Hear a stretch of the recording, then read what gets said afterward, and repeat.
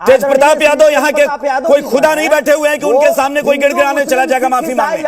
तेज प्रताप यादव यहाँ के कोई खुदा नहीं बैठे हुए हैं कि उनके सामने कोई गिड़गिड़ाने चला जाएगा माफी मांगने। बेकार की बात मत किया करिए। तेज प्रताप यादव यहाँ के कोई खुदा नहीं बैठे हुए हैं कि उनके सामने कोई गिड़गिड़ाने चला जाएगा माफी मांगने। आपस में सब भाई भाई इस विचार इस व्यवहार को अरे भाई मेरे सुनिए, संतोष जी सुन लीजिए, संतोष जी सुनिए, ये बोलना बड़ा अच्छा लगता है, ये पुलिस का काम है, कानून का काम है। तेज प्रताप यादव खुदा नहीं है कि उनके पास कोई चरण वंदना करने चला जाएगा। उसके प्रधान महासचिव संतोष रेणु यादव हमारे साथ हैं और चर्चा के लिए हमारे साथ जो मेहमान जुड़े हैं उनसे आपका परिचय कराते हैं। तेज प्रताप यादव का जो संगठन है DSS, उसके प्रधान महासचिव संतोष रेणु यादव हमारे साथ हैं। मैं संतोष जी शुरुआत आपसे करता हूं। पहले तो मैं देख रहा था तेज प्रताप यादव ने देशद्रोही करार दे दिया, उसमें वो कह रहे हैं कि बागेश्वर बाबा के लोग हमारे पास माफी मांगने आ रहे हैं। भाई तेज प्रताप यादव से किस बात की माफी मांगेंगे, जरा पहले तो मुझे यह बताइए किस बात की माफी, और तेज प्रताप यादव कौन है कि उनसे माफी मांगने कोई चला जाए। देखिए, अगर इंसान अगर हैं तो उनका जो स्टेटमेंट जो है, तो उनके स्टेटमेंट के अनुसार जो देश को बांटने की, हिंदू मुस्लिम जो करने की जो बात करते हैं, तो इसके लिए तो बिल्कुल उन्हें माफी मांगनी चाहिए। और तेज प्रताप यादव जिसे ही नहीं बल्कि पूरे हिंदुस्तान के प्रत्येक नागरिकों से माफी मांगनी चाहिए, क्योंकि ये हिंदुस्तान ना किसी हिंदू का है पर्सनल, ना किसी मुस्लिम का है, तो ये आप सिख का है, ये यहाँ संतोष जी बैठ के या तेज प्रताप जी बैठ के थोड़ा ही ना तय करेंगे, ये कानून तय करेगा ना। आप किसी को मुंह उठाकर देशद्रोही बोल देंगे बिना किसी प्रमाण के। आप नहीं, देशद्रोही किसी को साबित करने का कोई पैमाना होता है ना। संविधान में, कानून में तो हत्या भी गुनाह है, लेकिन हत्या करने वाले को आप देशद्रोही नहीं कहते हैं ना, कातिल कहते हैं और सजा देते हैं। बनाना शुरू कर देंगे, आप हिंदुस्तान के संविधान का उल्लंघन करेंगे। अरे भाई मेरे, तो देशद्रोही कौन कह देगा? आप मुझे बताइए, कानून कहेगा ना। आप थोड़ा ही ना तय कर देंगे कि देशद्रोही, हत्या करने वाले को भी देशद्रोही नहीं कहते, कातिल कहते हैं और सजा का प्रावधान है। ऐसा थोड़ा ही ना कि जुबान मिली कुछ भी बोल दो। आप ये बताइए, कोई भी व्यक्ति चाहे वो किसी भी पद पे हो, अगर हमारी हिंदुस्तान की अखंडता को, भाई अखंडता को वो तोड़ने की तो बात ही नहीं की उन्होंने तोड़ने की बात कहां की है? उन्होंने कहा कि भारत का बंटवारा कर दो। बंटवारा करने पर आएगी तब देशद्रोही आप कहेंगे ना। ये बिल्कुल, ये आप नहीं, आप ये बताइए, हिंदुस्तान संविधान से चलेगा या ऐसे बाबाओं से चलेगा? संविधान से चलेगा, लेकिन वो बाबा ने संविधान का उल्लंघन किया है। ये कानून तय करेगा कि तेज प्रताप यादव और संतोष जी तय करेंगे, कौन तय करेगा? सर आप हमको दिखाइए, सर प्लीज आप हमें ये दिखाइए कि हिंदुस्तान के संविधान में कहां लिखा है कि हिंदुस्तान जो है वो हिंदू राष्ट्र है। हाँ, यूनिटी इन डाइवर्सिटी। भाई मेरे, वो इच्छा होगी, हमारी पहचान है। वो किसी की व्यक्तिगत इच्छा या अभिलाषा हो सकती है। उन्होंने क्या कोई साजिश की? उन्होंने क्या दंगे भड़काए? उन्होंने कोई हिंसा की? उन्होंने देश के खिलाफ कोई गद्दारी की? क्या किया ये बताइए ना भाई, प्रमाणित आप करिए ना, हम थोड़ी ना करेंगे। आपने देशद्रोही बताया है, प्रमाणित करिए। सर देशवासियों, नहीं सर, देशवासियों के खिलाफ बोलना, देशवासियों के खिलाफ कहां बोल दिया? धर्म के आधार पर कौन सी बात देशवासियों के खिलाफ हो गई? धर्म के आधार पर देश का कानून तय करना, क्या ये सर देशद्रोही नहीं है? कानून कौन तय करेगा? कानून कौन तय करेगा? संतोष जी पॉइंट पर बात करिए। संतोष जी पॉइंट पर बात करिए। कानून कौन तय करेगा? कानून कौन तय करेगा? कानून कौन तय करेगा? कानून कौन तय करेगा? आप तय करेंगे? कानून कौन तय करेगा? हमारा देश संविधान के अनुसार चलेगा ना। हाँ, तो कौन तय करेगा? ये तय कौन करेगा? मुझे ये बताइए ना, तय कौन करेगा? संतोष जी करेंगे क्या? कौन तय करेगा? ये आप नहीं, आप करेंगे तय? हम ये तय नहीं, आप तेज प्रताप यादव तय करेंगे। कौन करेगा? तेज प्रताप यादव DSS के राष्ट्रीय अध्यक्ष जो हैं। बेकार की बात मत किया करिए, हमारे बेकार की बात मत किया करिए। तेज प्रताप यादव यहाँ के कोई खुदा नहीं बैठे हुए हैं कि उनके सामने कोई गिड़गिड़ाने चला जाएगा माफी मांगने। आपस में सब भाई भाई इस विचार इस व्यवहार को, अरे भाई मेरे सुनिए, संतोष जी सुन लीजिए, संतोष जी सुनिए, ये बोलना बड़ा अच्छा लगता है, ये पुलिस का काम है, कानून का काम है। तेज प्रताप यादव खुदा नहीं है कि उनके पास कोई चरण वंदना करने चला जाएगा और माफी मांगने। बेकार की बात करते हैं, जुबान मिली है कुछ भी बोल देना है बस कि देशद्रोही है। चरण वंदना को खराब मानते हैं क्या? चरण वंदना को खराब मानते हैं क्या? यही चाहते हैं क्या आप? सनातन की बात। अच्छा, आप यही चाहते हैं क्या? लिखा हुआ है। नहीं, आप यही चाह रहे हैं क्या कि तेज प्रताप यादव के चरण पकड़ ले लोग जाकर? आप यही चाहते हैं क्या कि बाबा के आए और माफी मांगे कि नहीं हमको कार्यक्रम करने दीजिए? यही चाहते हैं आप? गजब करें। वो वीडियो आपको दिखाया जाएगा। ठीक है, रविंद्र नारायण सिंह, रविंद्र नारायण सिंह जी, देशद्रोही करार दे दिया गया, कोई बलात्कारी कह दे रहा है, मतलब जुबान मिली है, कुछ भी पटपटा देना है, कुछ भी बोल देना है। विधायक कह रहे हैं कि बताइए सारे बाबा बलात्कारी हो गए। ये जरा हिम्मत है दूसरे धर्म के बाबा गुरुओं के बारे में बोल दे, जरा हिम्मत है तो।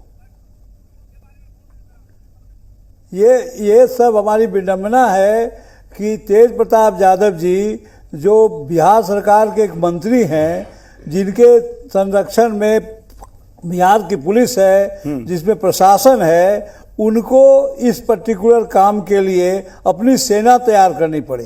ये हास्यास्पद लगता है कि एक मंत्री, सरकार की मंत्री जिसकी सरकार हो, वह अपने लिए अलग से एक सेना तैयार करे अपने विचारधारा को कायम करने के लिए। ये बहुत ही हास्यास्पद लगता है और इस पर कमेंट करना ही बेकार है। जहाँ तक हिंदुस्तान का सवाल है, यहाँ हिंदुस्तान में सभी रहते हैं और हिंदुस्तान का नाम हिंदुस्तान इसलिए है कि ये हिंदुस्तान यहाँ बहुल है। अगर इसमें कोई बात होती है तो ये लोग केवल तुष्टीकरण की नीति के लिए ये काम करते हैं। बाबा बागेश्वर क्या हैं क्या नहीं हैं, इनके बारे में कितना तेज प्रताप जी जानते हैं मैं नहीं जानता, लेकिन इतना तो मैं जरूर कह सकता हूँ कि बाबा बागेश्वर आज अगर हनुमंत कथा कहने आए हैं तो हमारे हिंदुत्व के जागरण के लिए काम करने आए हैं। और मैं विश्व हिंदू परिषद की तरफ से इसकी सराहना करता हूं कि कम से कम हिंदू जागृति के लिए, क्योंकि लास्ट 70 साल में हमने देखा है कि हमारे हिंदुत्व की, हमारे सनातन को, हमारे संस्कृति को तुष्टीकरण की नीति के लिए दबाया गया है, थ्रॉटल किया गया है। जैसा कि आप शुरू में देखे होंगे कि हमारे समाज को सबसे पहले तो विवाह कानून ला करके दबाया गया, इसको कहीं शरीयत में नहीं डाली गई, दूसरे धर्म में नहीं डाला गया।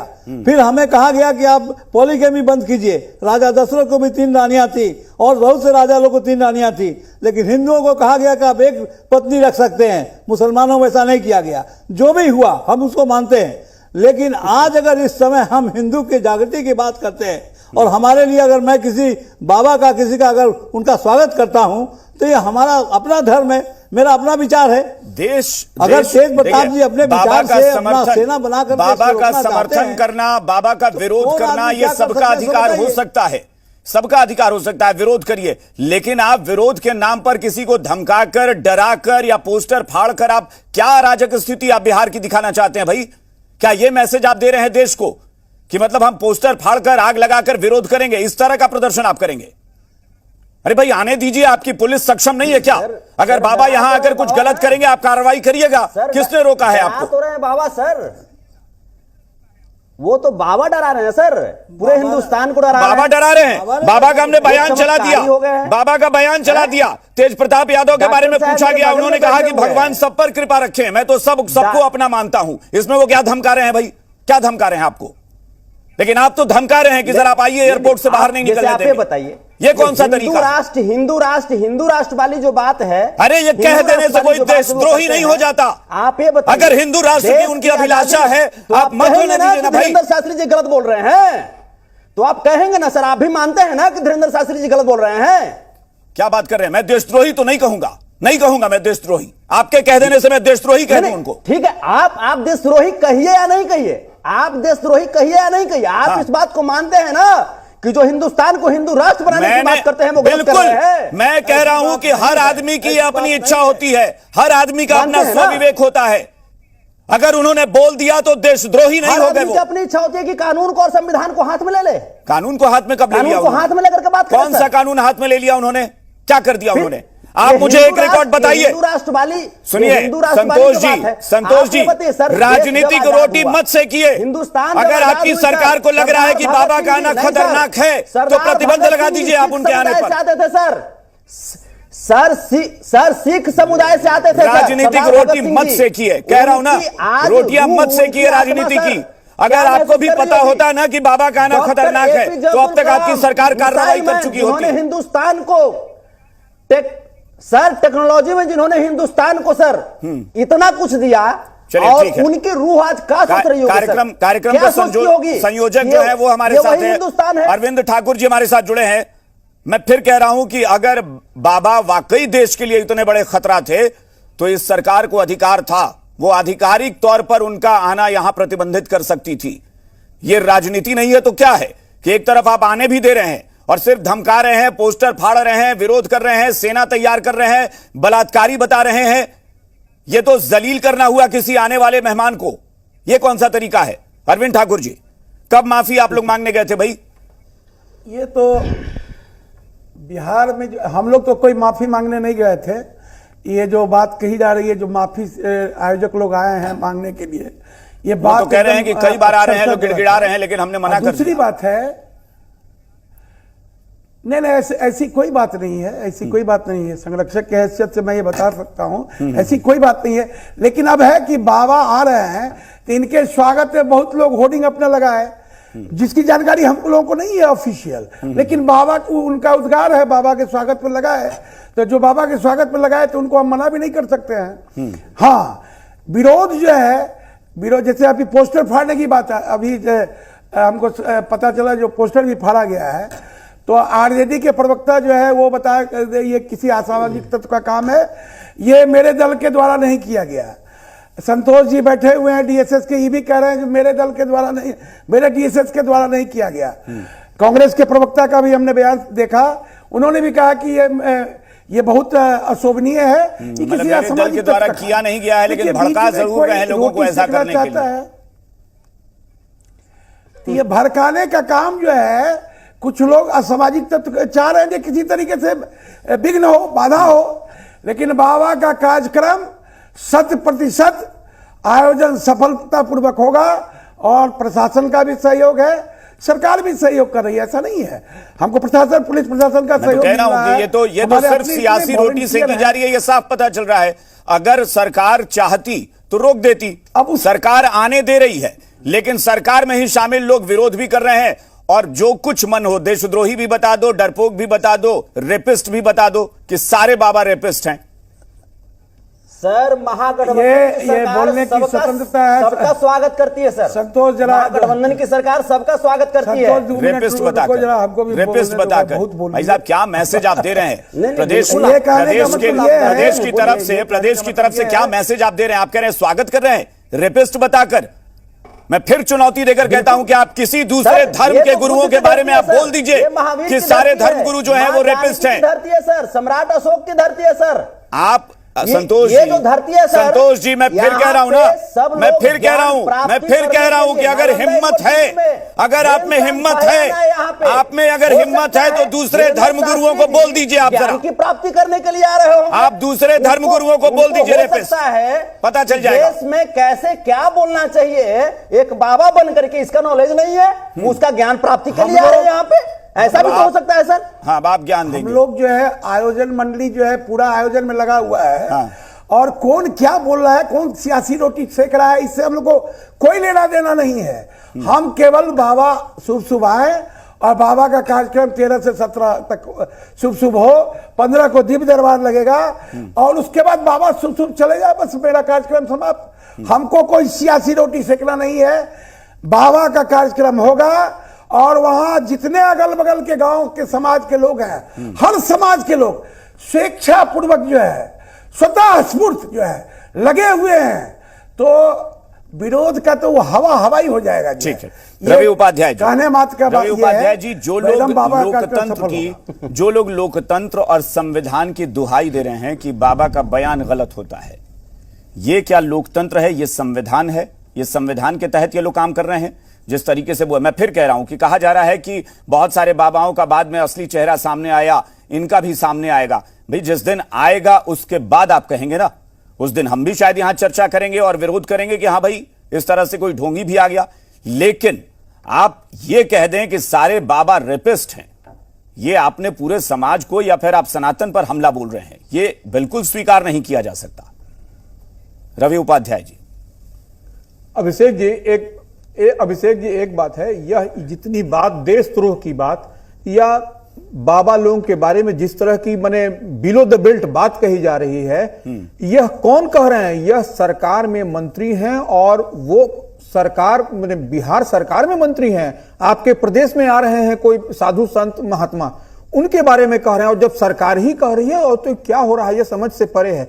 और ये ये धीरेन्द्र शास्त्री जो हैं वो ये सनातन धर्म की बात करते हैं, तो वो सनातन धर्म को देखिए, ये लोग सबसे सॉफ्ट टारगेट सनातन धर्म को ही करते हैं। दूसरे पंथ के बारे में नहीं बोल सकते, ये दूसरे पंथ के बारे में बोलने की हिम्मत नहीं है। आप माने सनातन को ही टारगेट कर रहे हैं और खुद आप, तो यह तो अपने आप में, और ये सरकार का ये देखिए आज जिस तरह की घटना माने जो हो रही है, पोस्टर फट रहा है बाबा की, तो यह बहुत ही दुर्भाग्यपूर्ण है। आप बिहार की माटी में सबको अतिथि देवो भव हम लोग कहते हैं, सब लोग को आने जाने की यहां पर है। मुख्यमंत्री नीतीश कुमार भी कहते हैं कि सबको आने जाने की, एक देश में कोई कहीं से आ जा सकता है, और यहां पर उनको रोकने की बात हो रही है, बहुत गलत बात हो रही है। और ये बिहार की माटी की तो देखिए यही पहचान है कि हम लोग बाहर से कोई भी आता है उसको मान सम्मान करते हैं, और इसी माटी में देखिए ये क्या हो रहा है, इस तरह से रोकने की बात हो रही है। सरकार के मंत्री कह रहे हैं, अब वो डीएसएस तैयार कर रहे हैं, और ये इस तरह से रोकने की बात हो रही है, तो यह ठीक बात नहीं है। और देखिए थोड़ा सा और सरकार का देखिए एक चीज हम कहेंगे, लोकल एडमिनिस्ट्रेशन की बात हम करें। आज हमारे बगल में संरक्षक बैठे हुए हैं जो इस कार्यक्रम के हैं, वो कह रहे हैं कि पुलिस प्रशासन मेरे साथ है। पुलिस प्रशासन अगर जिस दिन के साथ है, तो आज जो पोस्टर फट रहा, तो ये पोस्टर फटा तो क्या पुलिस के पास कोई इनपुट नहीं था? यह खुफिया तंत्र भी है, खुफिया तंत्र को नहीं जानकारी है। इतना बड़ा आयोजन हो रहा है पटना जिला में, ये पाली मठ में, और यहां पर ये पोस्टर फट रहा है, कहीं किसी की बात नहीं है। ये कौन पुलिस है, जो कौन सी पुलिसिंग हो रही है, ये समझ से परे है ये हमारे। तो ये तो कम से कम पुलिस के पास इनपुट होनी चाहिए थी कि इस कार्यक्रम है तो उसके पहले से उसके प्रिकॉशन पे आदमी आता है। पुलिस इसका एक पक्ष नहीं हो सकता है, क्योंकि मैंने भी जब भी टेलीविजन पर कई बार इसकी बहस हुई है और मैंने उसको भी सुना है, बाबा के बयान भी मैंने सुने हैं। जब वो हिंदू राष्ट्र की बात करते हैं तो वो उनसे पूछा जाता है कि दूसरे धर्म के लोग, तो उन्होंने कहा कि हिंदुस्तान में जो रहते हैं वो सब हिंदू राष्ट्र में हमारे साथ होंगे। उन्होंने ये कभी नहीं कहा कि दूसरे धर्म के लोगों को बाहर कर देंगे। उन्होंने हिंदुस्तान का जिक्र करके कहा कि हिंदू राष्ट्र है और यहां जो लोग भी रहते हैं सब हिंदू राष्ट्र के हैं। बड़ा सवाल यह है कि जो लोग उनको कह रहे हैं भड़काऊ बात, ये क्या भड़काऊ बातें नहीं हो रही हैं? ये क्या वहां पर हिंसा या उग्रता को पैदा करने की कोशिश नहीं हो रही है कि बाबा के विरोध को लेकर आप किसी हद तक चले जाइए? यह मैसेज दिया जा रहा है विरोधियों को। रवि जी, निश्चित रूप से देखिए, यह जो है सो पक्ष और विपक्ष की हम बात नहीं कर रहे हैं। अगर पक्ष और विपक्ष की हम बात नहीं कर रहे, ये लोग तो अपना राजनीतिक रोटी सेक रहे हैं, एक चुनाव को निश्चित रूप से वही हम कहना भी चाह रहे हैं। ये अगर यदि रोकने की बात कर रहे हैं, इनको भी चलिए राइट है, रोकें, हल्ला करें, वो कोई दिक्कत नहीं है। एक तरफ ये चुनौती दे रहे हैं, किसको ताकत है कि ऐसा कर ले, यह भी ठीक है।